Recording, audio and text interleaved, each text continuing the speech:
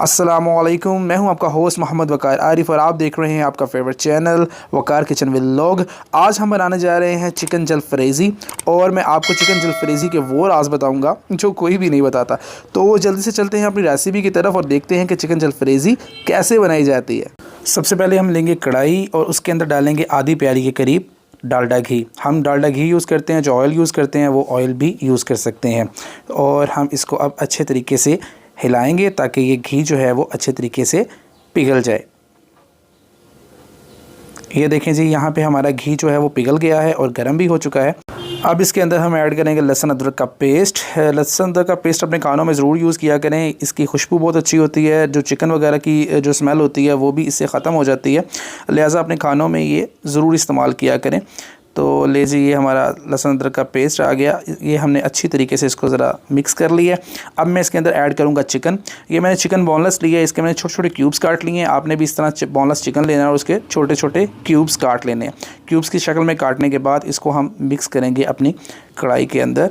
लें जी, हमने डाल दिया अपनी कढ़ाई के अंदर और अब हम इसको अच्छे तरीके से मिक्स कर लेंगे। इसकी भुनाई करेंगे ताकि ये वाइट हो जाए और अपना कलर जो है वो छोड़ दे। जब भी खाना बनाया करें अल्लाह का शुक्र अदा किया करें। मैं बार बार आपको कहता हूँ, दुरूद शरीफ पढ़ा करें, इस्तग़फ़ार पढ़ा करें, खाने में बड़ी बरकत आती है।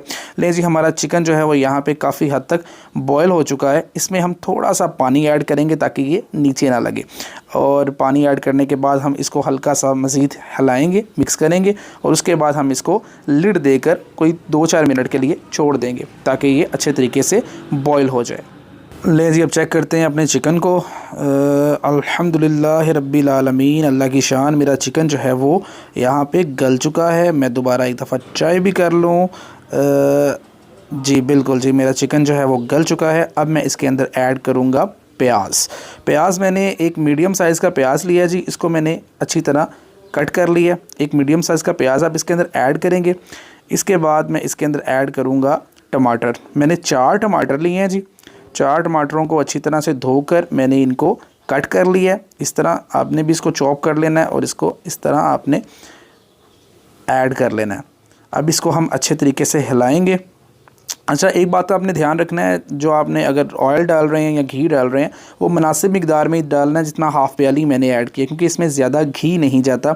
लोग अक्सर यहाँ पे ही गलती करते हैं, इसमें घी बहुत ज़्यादा डाल देते हैं, क्योंकि चिकन जलफ्रेज़ी जो है ये थोड़ी सी खुश्क बनती है और इसको अक्सर लोग वाइट चावलों के साथ, बॉयल चावलों के साथ खाते हैं। लें जी, अब इसके अंदर हम ऐड करेंगे 1 टीस्पून नमक का। इससे ज़्यादा आपने नहीं डालना, 1 टीस्पून एनफ है। इसके बाद हम ऐड करेंगे इसके अंदर 1 टीस्पून सुर्ख मिर्च का। अब इसके अंदर ऐड करेंगे हम 1 टीस्पून हल्दी का। ये ज़्यादा नहीं डालनी है आपने, ये बेस्ट है। जितनी मैं डाल रहा हूँ इतनी ही मिकदार आपने इसमें डालनी है। और 1.5 टीस्पून के करीब मैं इसमें ऐड करूँगा सूखा धनिया पिसा हुआ। इससे खुशबू बहुत अच्छी आती है खाने की, आप खानों में ज़रूर ऐड किया करें, बहुत ही टेस्टी खाना बनता है इससे। लें जी, हमारा ये मिक्स हो चुका है, हमने अच्छी तरह इसको मिक्स किया। अब मैं इसके अंदर थोड़ा सा पानी ऐड करूँगा ताकि ये अच्छे तरीके से भुना जा सके। तो आपने इस तरह इसको अच्छे तरीके से मिक्स कर लेना है। पानी आपने बहुत लाइट सा यूज़ करना है, जो कि साथ साथ खाने के दौरान ही सूख जाए।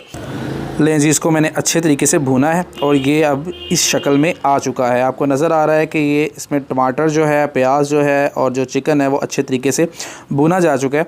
अब मैं इसके अंदर ऐड करूँगा हाफ़ टीस्पून के करीब काली मिर्च।